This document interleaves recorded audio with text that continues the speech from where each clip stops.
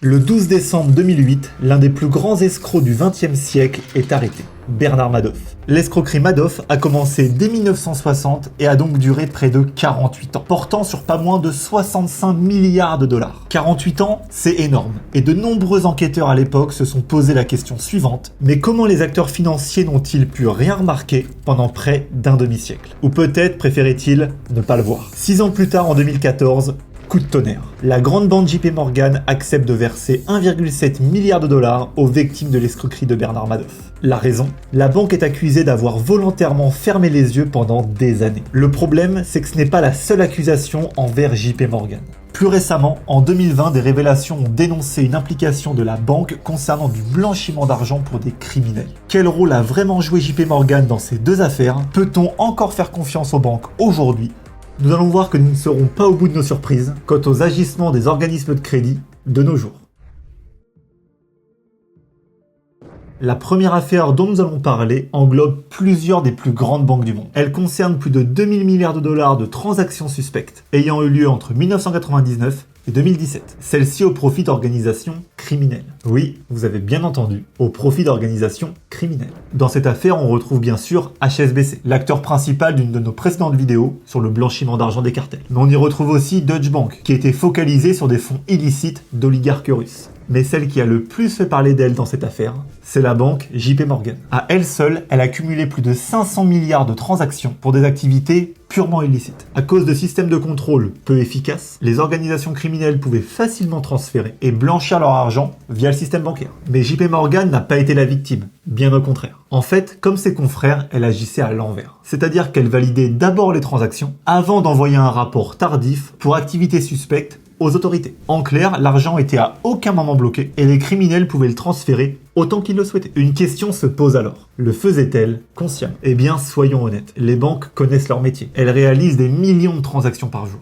Elles savent qu'en rédigeant un rapport même 5 minutes plus tard, les traces de la transaction illicite sont déjà masquées. Et ça à cause d'un énorme volume de données. JP Morgan, comme les autres, tirait de gros bénéfices à agir de la sorte. Elle aura même participé à de l'évasion fiscale, au financement du terrorisme, ou encore à la manipulation des élections américaines par des organismes pro-russes. Oui, JP Morgan a effectivement permis à des organismes russes de verser des pots de vin au directeur de campagne de Donald Trump lors des élections de 2017. Aucune preuve tangible n'a pu être apportée, mais la fuite d'emails d'Hillary Clinton, ayant permis à Donald Trump de remporter l'élection, proviendrait d'espions russes pro-Trump. Les faits étant récents, JP Morgan n'a pas encore reçu d'amende pour cette affaire qui, disons-le, est très complexe. Mais elle survient quelques années après une affaire qui a coûté très cher à JP Morgan, qui est connue de tous et qui a dévoilé au grand public le concept de pyramide de Ponzi.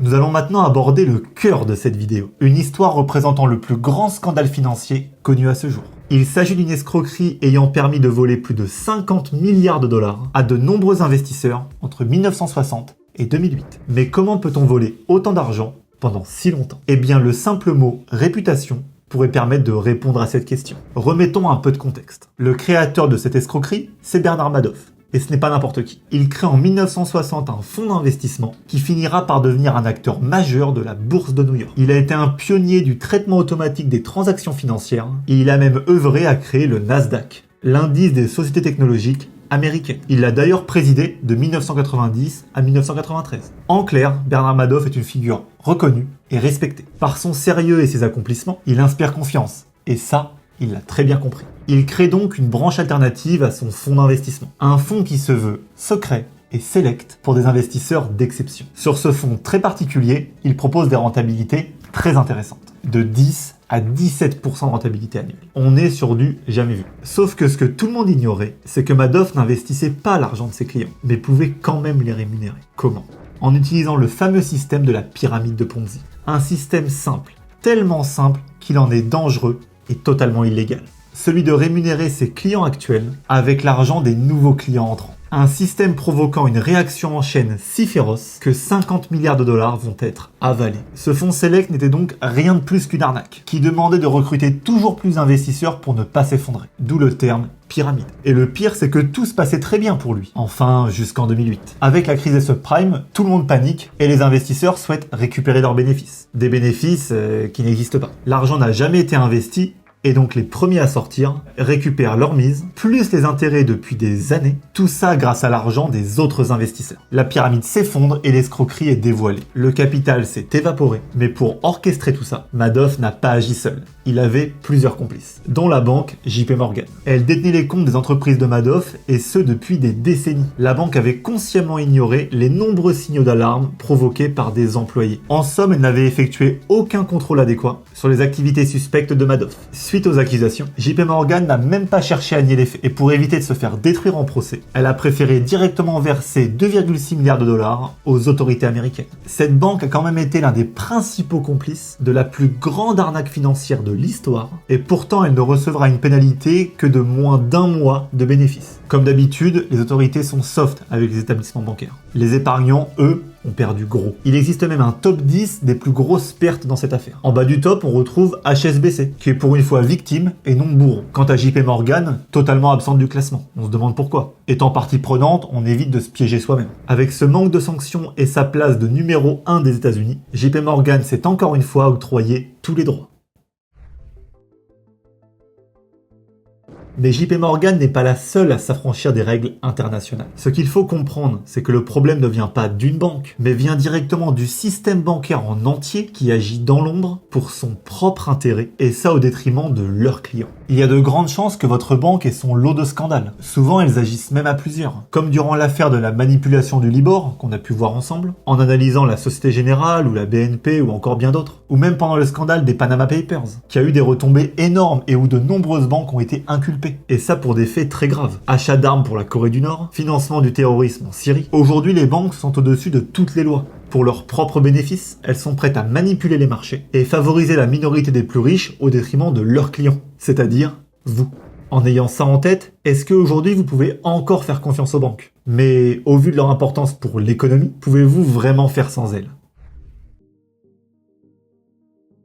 Eh bien, face à ces dérives, de nombreux acteurs ont fait leur apparition. Une indépendance totale vis-à-vis des marchés et des banques. C'est ça qui garantit aux particuliers des investissements beaucoup plus équitables. Ces nouveaux acteurs, ce sont des spécialistes de l'investissement, qui sont réglementés par l'autorité des marchés financiers, par l'accréditation CIF, conseiller en investissement financier. Ils travaillent en circuit court, ils ne sont pas cantonnés à une banque, à un fonds ou à une architecture, ils peuvent travailler avec toute la place et donc répondre à vos besoins et vous proposer la solution qui répondra à vos attentes. Du coup, il n'y a pas de choix qui est biaisé. Mais surtout, ils apposent leur responsabilité sur l'investissement qu'ils proposent. Donc ils ont tout intérêt à répondre au mieux à votre profil et à vos attentes, puisqu'ils pourraient se retrouver en difficulté si jamais ils ne le faisaient pas. C'est donc un échange qui est gagnant-gagnant. En plus de ça, ils assurent aussi un suivi dans le temps. Ici, vous ne changerez pas de conseiller tous les 6 mois, tous les 2 ans. Ici, vous aurez un suivi régulier, et si vous restez en relation avec la personne pendant 20 ans, vous aurez le même conseiller pendant 20 ans. Par contre, ils n'ont pas l'image centenaire des grandes banques. Ici, leur meilleur atout, c'est le bouche à oreille. Ils ont tout intérêt à répondre au mieux à vos attentes et à satisfaire vos demandes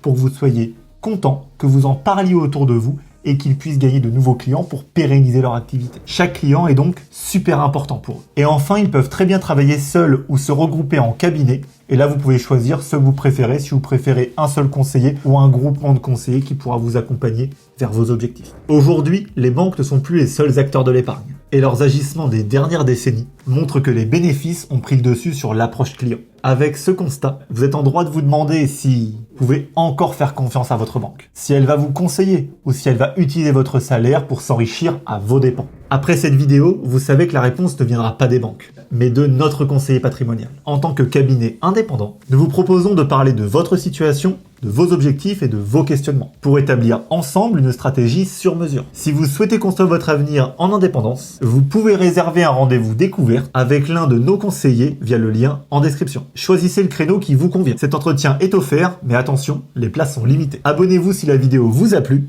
et à bientôt.